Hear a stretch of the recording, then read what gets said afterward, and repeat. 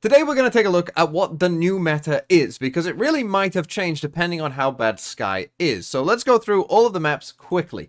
First off, there are some maps, like Ascent, that will not change whatsoever. The heat death of the universe could come before the Ascent meta ever changes. So there's some maps where nothing will change. But our next map, Bind, definitely will change. Now, for the purposes of this video, we're going to assume that Sky is unplayably bad. Now, she isn't in ranked. I think she's still probably okay and fine, but particularly at the higher levels of the game and pro play, you will definitely feel this nerf a lot. And on Bind, we were seeing a lot of this comp, or this would have been, I think, a very, very stale meta comp, to be honest. But now, obviously, with Sky gone, that might impact it quite a lot.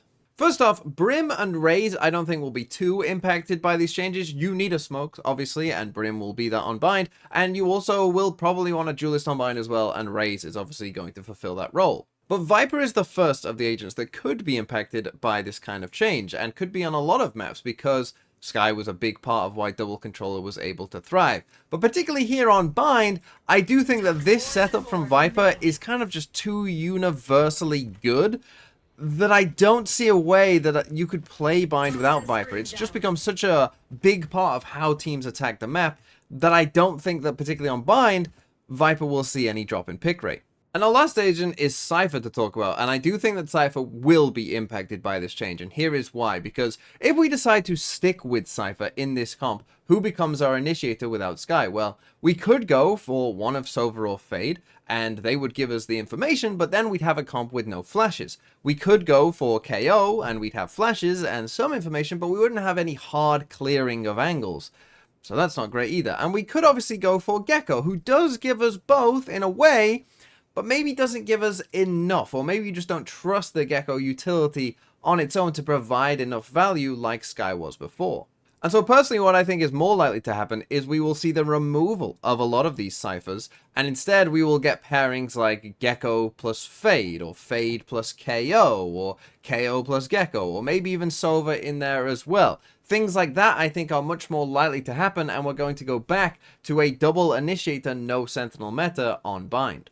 Next up is Breeze, and with the changes that they have made opening up holes again, you'll definitely want a Sentinel to come and put a trip in here to stop people lurking all the way down holes. And so personally, with that change, I think the meta will mostly would have fallen in line to something like this comp here anyway, with a Viper, Cypher, Jet, KO, and Sova. And you might say, well, then it hasn't been impacted. But the thing is, the other way you could have played this map is instead of playing a KO and Sova, instead you could have maybe gone for a Harbor and a Sky instead. But again, if we assume that we're just not going in this direction anymore, I do think that Harbor is going to be massively impacted by this, and his pick rate will become next to nothing on this map now, and instead we will see a very, very stale meta with the Viper, Cypher, Jet, KO, Sova comp absolutely taking over this map. I would expect Breeze to be about as stale as Ascent in terms of comp diversity now, if I'm being honest, because I don't see a real way that a lot of people are going to approach this map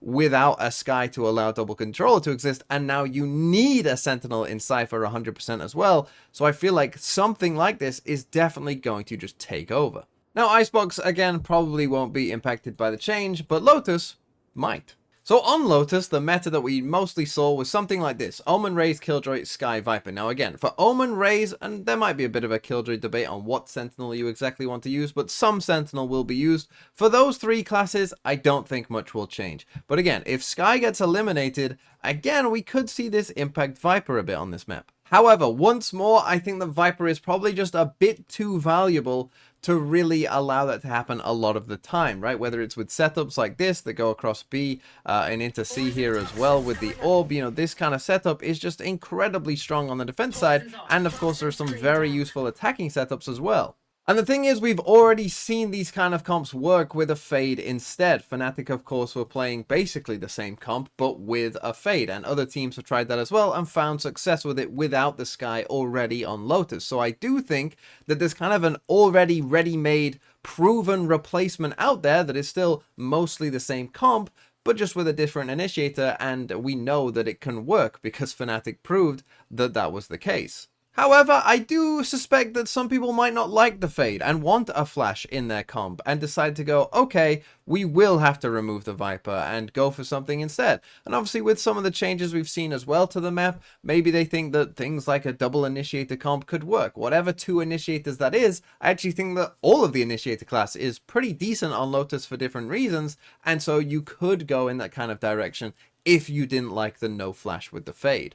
Now, the split meta is really quite interesting because back in last year in 2023, we saw a lot of double controller, double duelist with a Skye and no Sentinel whatsoever. And with that, we saw a lot of Viper setups over towards A, Astra defaulting over towards B, and the duelist and the Skye essentially deciding whichever way they wanted to go. But since the Cypher buffs, we've seen a bit of a shift towards an Omen Cypher instead of the Astra Jet, and this is generally the way that we're seeing quite a few teams approach the map. And for this, they would move the Cypher defaulting towards A, often they'd have some kind of Viper setup over towards B, and then your Omen Raze and Skye would essentially go wherever they wanted. But as we move forward now without Skye, I do still think that Omen, Cypher, and Raze will still probably be played on the map quite a lot, but I do think that Viper could be in real trouble because Cypher can now take the defaulting towards A that we used to see from Viper, and you could just put your Omen defaulting towards B if you want to,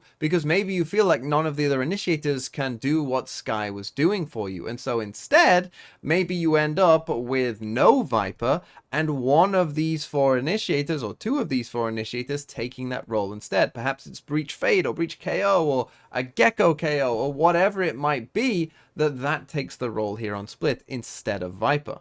And then finally we come to Sunset, where there's essentially 2 different schools of thought on how to approach this map. They both contain Omen, Raze, and Cypher, but some decide again to go with double controller and a Viper, which is often paired with a Skye, but some decide to instead go for double initiator with a Breach paired with either a Fade or Skye. Now in my personal opinion, what we're likely to see here again is if Skye just completely dies out, I think that the double controller way of playing it would also suffer as well. It is possible that you could play Gecko or maybe a Fade if you wanted to in that slot instead and still stick with the Viper and the double controller, but I do suspect that a lot of people and a lot of teams will just find it easier to instead just go to a Breach and just play Breach with Fade, with Omen, Raze, and Cypher, because that's still a proven idea that it does have worth, and that's the way that we will see teams approach this map instead.